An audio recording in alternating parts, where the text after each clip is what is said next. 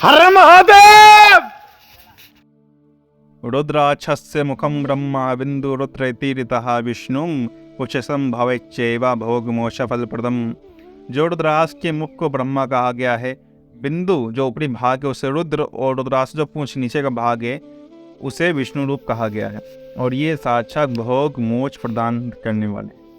जो रुद्राक्ष धारण कर लेता है वो साक्षात रुद्र स्वरूप ही हो जाता है, उसे सभी पाप तुरंत नष्ट हो जाते हैं और उसे लोक को प्राप्त होता है। लेकिन किसी कारणवश किसी देश काल या परिस्थिति के अनुसार कोई व्यक्ति रुद्राक्ष धारण नहीं कर सकता, क्योंकि उसे घर में कुछ ऐसी परिस्थितियां हैं कि लहसुन प्याज वाला खाना बनता है, या फिर उनके जो लोग हैं आसपास, या फिर उनके परिवार वाले लोगों में कोई ना कोई ऐसा कारण है, तो किसी भी कारणवश अगर वो रुद्राक्ष धारण नहीं कर सकता तो क्या करना चाहिए? क्योंकि रुद्राक्ष धारण करना तो बहुत जरूरी है।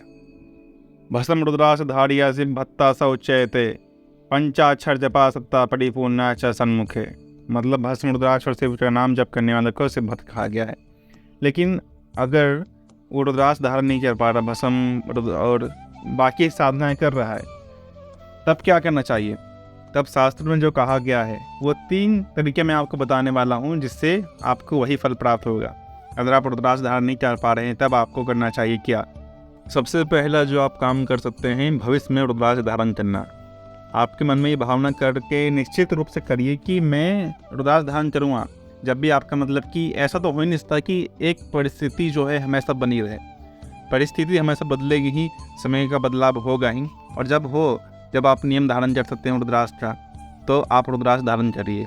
और रुद्राक्ष के बारे में कहा गया है कि जो बस भावना कर लेता कि मैं रुद्राक्ष धारण करूँगा लेकिन कर नहीं पाता, तो रुद्राक्ष चेतो यो रुद्रास्तु नावेदितः असो महेश्वर लोके नमस्याय सातुलिंगवात। वो भी शिवलिंग के भांति नमस्कार करने होते। देवी देवतागण भी उसे नमस्कार करते हैं जो बस भावना कर लेता कि हाँ मैं रुद्राक्ष धारण करूँगा। और दूसरा तरीका जो है वो है रुद्राक्ष आप घर पर लाइए, उसकी प्रतिष्ठा कीजिए, रुद्राक्ष को मंत्रित करिए। जैसा कि विधि बताई गई है, पंचामृतम पंचगव्यम स्नान काले प्रयोजेद रुद्राक्षस्य प्रतिष्ठा मंत्रम पंचाक्षरिस्ता। यानी कि पंचाक्षर मंत्र पर उसकी स्थापना प्रतिष्ठा करें, पंचामृत पंचगव्य से उसे स्नान कराएं जो संसारित मंत्र दिए हुए रहते हैं उसके द्वारा। और रुद्राक्ष शिव को अर्पित करने के बाद रुद्राक्ष सहित मतलब कि रुद्राक्ष की पूजा करिए मंदिर में रख के, क्योंकि कहा गया है कि जो रुद्राक्ष की पूजा करता है भक्त्या संपूज्यते नित्यम रुद्राक्ष संक्रात्मकः दरिद्रम वा विपुरुषम राजनम कुरुते भुवि। साक्षात शंकर के आत्मस्वरूप इस रुद्राक्ष की यदि नित्य भक्तिपूर्वक पूजा की जाए तो यह दरिद्र व्यक्ति को भी पृथ्वी पर राजा बना देता है। रुद्राक्ष जो है साक्षात शिव का ही स्वरूप है, तो आप घर में रख के उसकी जो मंत्र प्रतिष्ठा पूर्वक स्थापना करने के बाद जैसे अभिमंत्रित किया जाता है रुद्राक्ष, तो वैसे अभिमंत्रित करके स्नान करा के शिव जी को अर्पण करके उसकी अपने घर के मंदिर में रख के पूजा करिए उसकी भी। और अब जो तीसरी विधि में बताने जा रहा हूँ, मंत्रित करना तो बहुत ही सरल विधि है वैसे। पंचामृतम पंचगव्यम, पंचामृत और पंचगव्य से स्नान चलाना है। पंचाक्षर मंत्र नमः शिवाय से हल्दी चंदन कुमकुम से उसकी प्रतिष्ठा करनी है। हर एक मंके पर जो रुद्राक्ष की जो मंत्र होते हैं उसे पढ़ना है और पंचाक्षर मंत्र पढ़ते हुए तिलक गंगाज लगाना है, और फिर हाथ में उसे ढक के अभिमंत्रित करना है। काफ़ी सरल विधि है।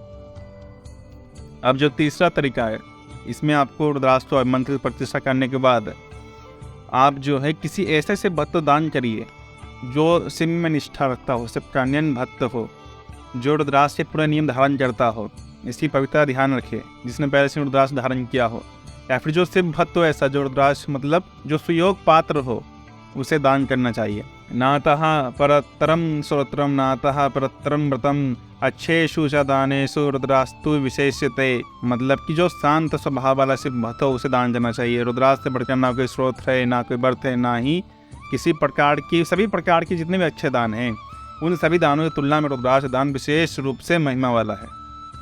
और इस रुद्राक्ष की महिमा के बारे में खुद शिव जी ही कह रहे हैं, रुद्राक्ष दान की महिमा क्या है, उसके पुण्य फल की सीमा का वर्णन करने में मैं भी समर्थ नहीं हूँ। तो ये है वो 3 तरीके। अगर आप रुद्राक्ष धारण नहीं कर पा रहे हैं, उसे नियम धारण नहीं कर पा रहे हैं, तो आप ये तीनों तरीके अपना सकते हैं। किस तरह से? आप रुद्राक्ष लीजिए, अभिमंत्रित करिए, घर पर रखिए, पूजा करिए, और तीसरा जो कृपया ने बताया दान करिए।